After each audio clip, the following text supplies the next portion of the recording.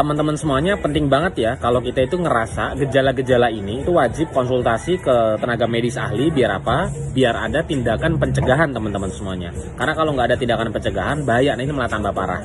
Karena banyak faktor orang-orang terkena ginjal itu karena telat penanganan. Bukan karena nggak ada tenaga medisnya, tapi karena kita nggak berani ngecek karena takut tahu nanti sakitnya apa. Ini kan pemahaman yang keliru. Nah, yang pertama, gejala apa itu teman-teman semuanya? Kita itu ngerasa ada perubahan frekuensi buang air kecil. Jadi kalau misalnya teman-teman ngerasa frekuensi buang air kecilnya itu meningkat atau berubah khususnya di malam hari, itu salah satu petanda teman-teman semuanya. Atau bahkan malah nggak bisa buang air kecil sama sekali. Itu yang pertama. Yang kedua, ada ngerasa nyeri dan rasa kayak terbakar saat buang air kecil panas. Nah, itu hati-hati juga teman-teman semuanya. Terus nyeri di punggung atau di pinggang, area-area pinggang ya, kiri atau kanan.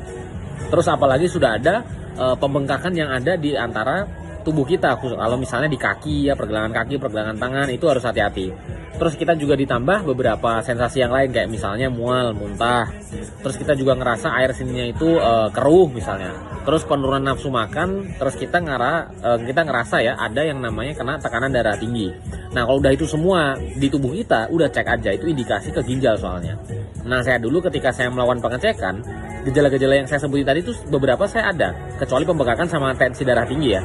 Kalau mual muntah iya, gampang capek iya, frekuensi berubah iya, warna keruh iya. Nah, untungnya waktu itu saya ngambil tindakan dengan metode pengobatan untuk konsumsi herbal khusus untuk ginjal yang direkomendasikan oleh teman saya. Jadi saya konsumsi itu alhamdulillah dalam sekitar waktu 1 bulan ya, kalau nggak salah 2 bulan itu udah nggak ada keluar lagi. Nah, sampai detik ini saya jaga gaya hidup saya dan alhamdulillah udah nggak ada keluar lagi. Dan saya disclaimer ya, saya bukan dokter, saya hanya sharing berdasarkan pengalaman saya pribadi. Jadi kalau saya bisa terbantu, saya yakin teman-teman insya Allah bisa terbantu.